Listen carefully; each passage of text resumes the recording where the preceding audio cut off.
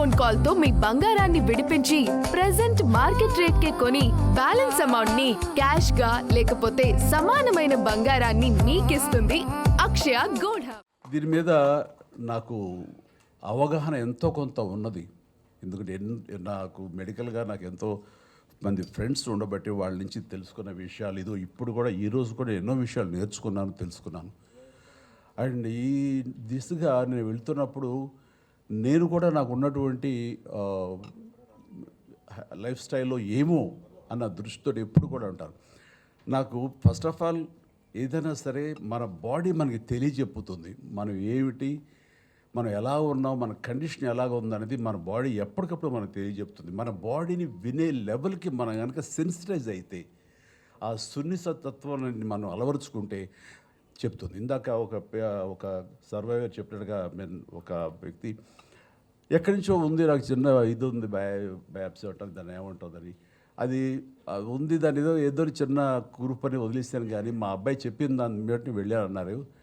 అది ఆయన కనుక తనకు ఉండి ఇదేమో ఎందుకు ఛాన్స్ తీసుకోవాలి అని ముందే కనుక ఆయన అనుకుని ఉంటే కనుక ఎర్లీగా వెళ్తే కానీ అది దాని గురించి తెలిసి వచ్చేదేమో.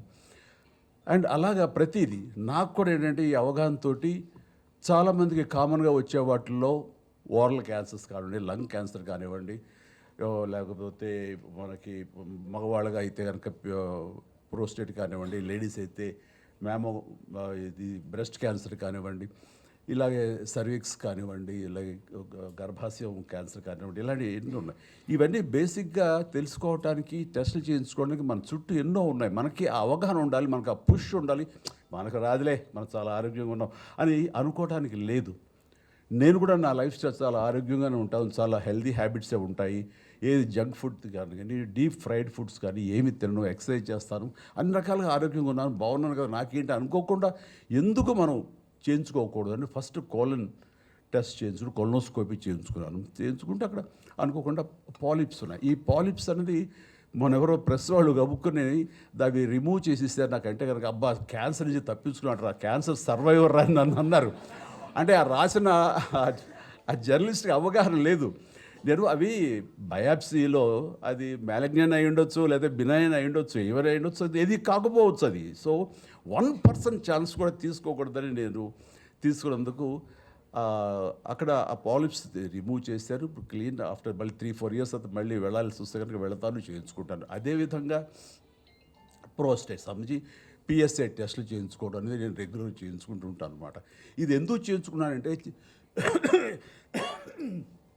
ఇంత హెల్దీగా ఉన్నాం కదా, మనకి ఏం ఉండదు అనే నిర్లక్ష్య ధోరణి ఎక్కువ మందికి క్యాన్సర్ వచ్చే అవకాశాలని వస్తున్నాయి. అందుకని ఆ ధోరణి ఉండకూడదు. ప్రతి ఒక్కళ్ళు ఏమో ఎక్కడి నుంచి ఏమొస్తుందో తెలియదు. ఎందుకంటే నా మిత్రుడు ఏ బ్యాడ్ హ్యాబిట్స్ లేవు, చిన్ననాటి మిత్రుడు. అతను వచ్చిన సడన్గా నాకు లంగ్ క్యాన్సర్ వచ్చింది, లంగ్లో ప్యాచెస్ కనబడుతాయని చెప్పారు డాక్టర్లని. అదే ఎట్లాగా వచ్చింది అని, నీకేం బ్యాడ్ హ్యాబిట్స్ ఏం లేవు కదా, నువ్వు స్మోకర్ కాదు, ఏ రకమైనటువంటి ఇవి లేవు, లంగ్ ఎందుకు వచ్చింది, మంచి అట్మాస్ఫియర్లోనే పల్లెటూరులో హాయిగా మంచి క్లైమేట్లోనే ఉంటుంటావు కదా వెదర్లో, ఎందుకు వచ్చిందంటే ఏమో తెలియదు అన్నాడు. ఒక్కోసారి ఎందుకు వస్తుందో తెలియదు, జెనెటిక్గా పెద్దల నుంచి రావచ్చు, అలాంటి అవకాశాలు ఉన్నప్పుడు అది వచ్చినటువంటి వాటికి తన బాడీని తను విన్నాడు. లేదంటే తన డాక్టర్ మిత్రుల దగ్గరికి వెళ్ళి నాకు దగ్గు వస్తానే ఉంది, దగ్గు తగ్గట్లేదు, ఆయాసంగా ఉంటుంది, ఎన్ని మందులు వేసుకున్నా తగ్గటలేదు అంటే, ఇన్ని మందులు వేసుకున్నా తగ్గటలేదు అంటే దీన్ని తేలిగ్గా తీసుకోకూడదు అంటూ ఆ డాక్టర్ మిత్రుడు ఆడు నా స్నేహితుడి తను వేసిన లంగ్కి సంబంధించినటువంటి సిటీ స్కాను అండ్ ఎక్స్రేలు తీసిన తర్వాత ఎక్కడో ప్యాచెస్ కనిపించినాయి. ఏంటనే వెళ్ళిపో అంటూ హైదరాబాద్ పంపిస్తే నేను అతన్ని హాస్పిటల్లో నేను ట్రీట్మెంట్ అది చూపించడం చూస్తే ఇది క్యాన్సర్ తెలిసింది. అయితే ఫస్ట్ స్టేజ్లో ఉంది కాబట్టి హీస్ నౌ ఆల్ రైట్, చాలా బాగుందని తగ్గిపోయింది. ఆ ప్యాచ్ స్మాల్ ప్యాచ్ అలాగే ఉండిపోయింది తప్ప అది పెరగటంగా ఏం లేదు లాస్ట్ గత 10 ఏళ్లలో. ఇట్లాగా మనం మన గురించి మన బాడీ ఏం చెప్తుందో వినాలి, దాన్ని నెగ్లెక్ట్ చేయకూడదు. నాకు రాదులే, నాకు ఉండదులే అనుకోవడం వీలు లేదు. ఈ రోజున మన హ్యాబిట్స్ మూలంగా వస్తుంది, మనకున్న వెదర్ కండిషన్స్ బట్టి వస్తుంది, మనకి పేరెంట్స్ నుంచి కూడా వచ్చే అవకాశాలు ఉంటాయి జెనెటికల్గా. సో ఏవైనా సరే 90% మనం తప్పించుకోవడానికి అవకాశాలు ఉన్నాయి. గర్ల్స్కి ఈ సర్విక్స్ సంబంధించినటువంటి క్యాన్సర్ ఎక్కువ వస్తుంది మన ముఖద్వారానికి, గర్భాశయ ముఖద్వారానికి, అట్లాగే గర్భాశయానికి సంబంధించి కూడా వస్తుంది.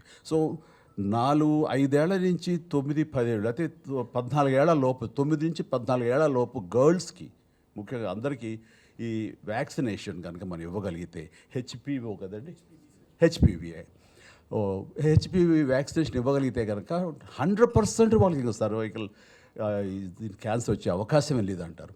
అట్లాగే మన ఇక్కడ ఇండియాలో సంబంధించి ఆ విమెన్కి వాళ్ళు ఎక్స్పోజ్ అయినా సరే పెళ్ళైనా ఏవైనా సరే ఒక 45 ఏళ్ల వరకు కూడా ఆ హెచ్పివి వ్యాక్సినేషన్ అనేది ఇవ్వండి మంచిదే అని అంటున్నారు. అది తీసుకోవడం మూలంగా తప్పేం లేదు. సో దానికి అవసరం యాంటీబాడీస్ తయారవుతాయని కూడా అంటున్నారు. కాబట్టి నేను సజెస్ట్ చేసేది ఏంటంటే 9 సంవత్సరాలు 10 సంవత్సరాల నుంచి 20, 30, 40 సంవత్సరాల వరకు కూడా గర్ల్స్ అనేది ఒక చిన్న ఆ వ్యాక్సినేషన్ హెచ్పివి అనే వ్యాక్సినేషన్ వేయించుకుంటే వాళ్ళకి ఈ సర్వైకల్ సంబంధించినటువంటి రాకుండా పోతుంది. అట్లాగే యూట్రస్ సంబంధించి లోపల ఇన్నర్ లైన్ కొంచెం థిక్న్ అయితే కనుక అది కూడా అల్ట్రాసౌండ్ ద్వారా తెలుస్తుంది అంటారు. అలాంటి ఫ్రీక్వెంట్గా చేయించుకోవడం మూలంగా ఆ ఈ గర్భాశయ సంబంధించి కూడా రాదు. ఇప్పుడు సెన్సస్ ప్రకారం ఇండియాలో దాదాపుగా ప్రతి సంవత్సరం కొత్త కేసులు 14 లక్షల మంది ఈ బారిన పడుతున్నారన్నది తెలిస్తే నాకు చాలా షాకింగ్ అనిపించింది.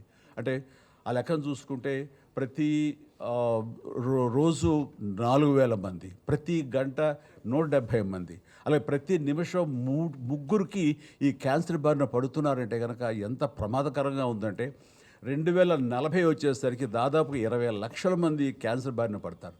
ఇదన్నీ అవాయిడ్ చేయాలంటే అది ఎక్కడో లేదు. ఎలాగైతే మనం పోలియో అనేది ఎలాగా ఒక దీక్షలాగా ఒక కంకణలాగా మనం దాన్ని అవాయిడ్ చేయగలిగామో, పూర్వకాలం అయితే కనుక మసూచి అనేది ఎలాగ అవాయిడ్ చేయగలిగామో ఈ క్యాన్సర్ని కూడా దాదాపుగా మనం దూరం చేసుకునే అవకాశాలు మనకు ఉన్నాయి. దానికోసం ప్రతి ఒక్కళ్ళు కంకణబద్ధులై ఇది రాకుండా చేసుకోవడానికి మీ చేతుల్లో ఉంది.